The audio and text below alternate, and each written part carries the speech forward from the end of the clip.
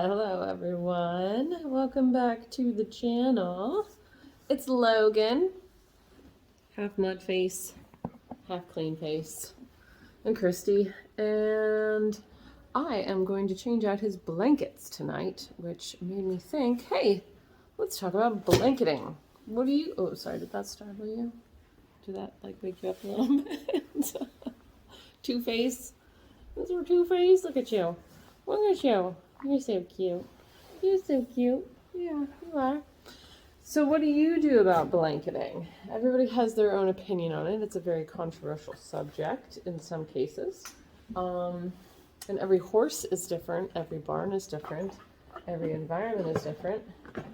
We live in upstate New York where the temperature changes 30 degrees in 12 hours. So, and we'll get precipitation in one area, and 5 miles down the road there won't be any. So it's really hard to tell what is right, and that's why I do a few things myself personally with this horse, and I did different things with my old horse, and everybody seems to have their own opinion. So I want to know what yours is.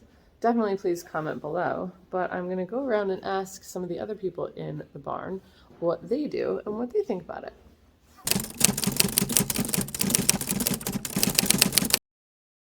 So for Logan, I have technically 3 different weights of blankets. I use blankets mostly. I have a couple of liners too if blankets get soaked. So this is what I have for him. This is the 200-gram weight. This I think is a horse with a Z. I got it from Chick Saddlery. It's a 1200 denier. So it's a turnout. I find that is really nice and waterproof. Standard neck seemed to be best for him because he does tend to get a little bit warm. He does make a good winter coat. So I like him to have that just in case. And I let his mane get all crazy and wild and grow and keep his neck warm a little bit. So that is his top weight one. I also have from Schneider's a 100-gram 1200, which is also covered in mud. And then I have 3 sheets for him. This is a Smart Pack one, and I have a Shire's Tempest and a Schneider's sheet. And they all work very well. I find that having lots of sheets can be really helpful. Because you can throw them over something. You can do 2 sheets if you want. You know, I really like having the 100. That was a new acquisition last year because we have such variable temperatures and Logan is not super duper cold. So I broke down and I got the 100, and it has made life a lot easier having a 100. So if you get something that's like a 50 to 100 gram, you probably won't regret it because I can keep that on him like even into the 30-degree temperature, and I know he'll be okay. Again, I go out and I check on temperature underneath the blanket itself. I stick my hand under here when I go outside, make sure they have a pocket of warmth and they feel nice and cozy, not too hot. And so yeah, so with his 100, I can pretty much leave that on into the 30s, and then I break this out when it's going to be below that for you know, more than an hour or so in the daytime that he's outside, or if it's going to be like dreary and possible snow, sleet, that kind of thing, I leave the 200 on him.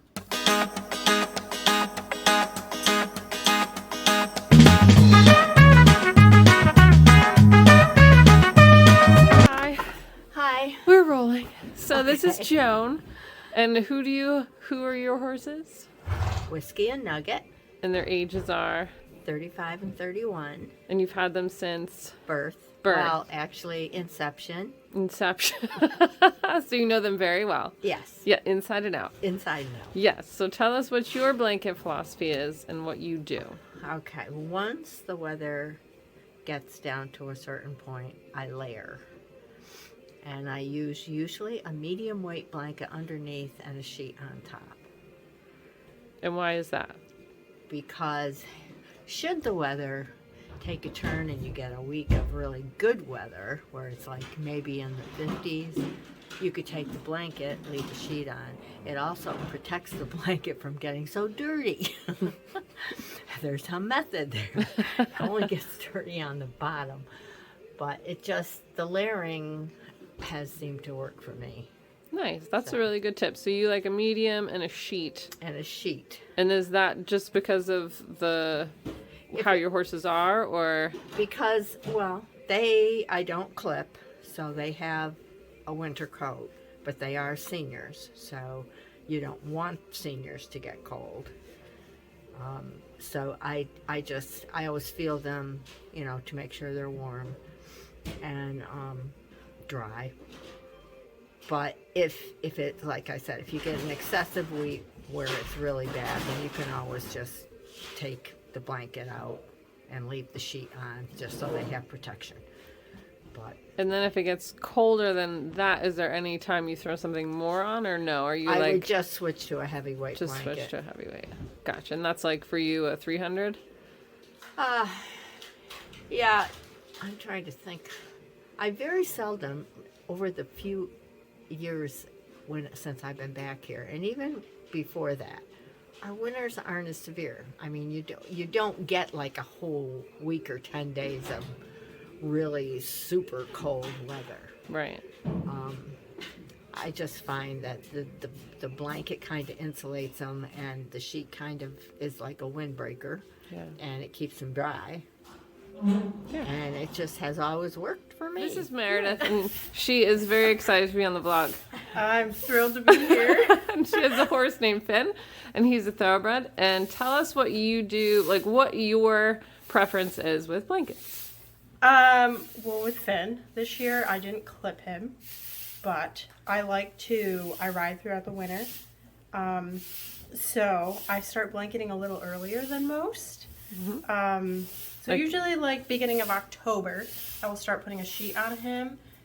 Being a thoroughbred, he doesn't really get a thick coat anyways, but I start putting a sheet on in October, and then I double sheet him come like end of October, early November. This is just one, I'm lazy and I like to keep the mud off, so I like him to be clean. And then two, just to keep his coat at bay. Obviously, if you're going to be working, you don't want them sweating during the winter. Sweating and cold is worse than yeah. blanketing. I mean, I would clip him again this year, but my clipper's broken.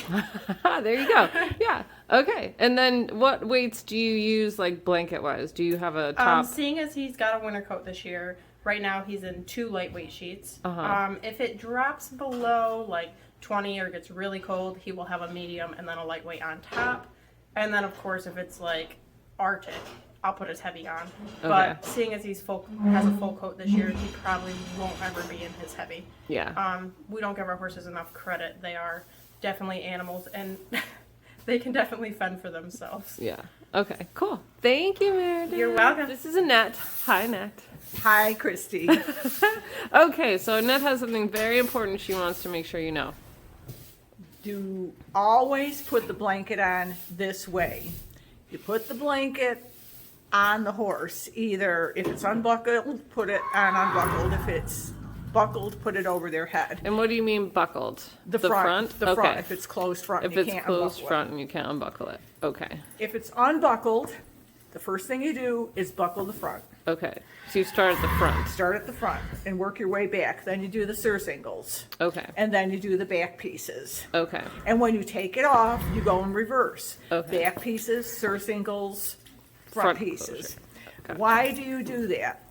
Because if you have the front unbuckled and the surcingles or the back are on there, if the horse gets spooked, the blanket goes back, goes down his body, over his legs, and freaks him out. Very Potentially unsafe. Gets tangled too. Yes, Yeah. very unsafe. Okay. Cool. Yeah. Good to know. Thank you. You're very welcome.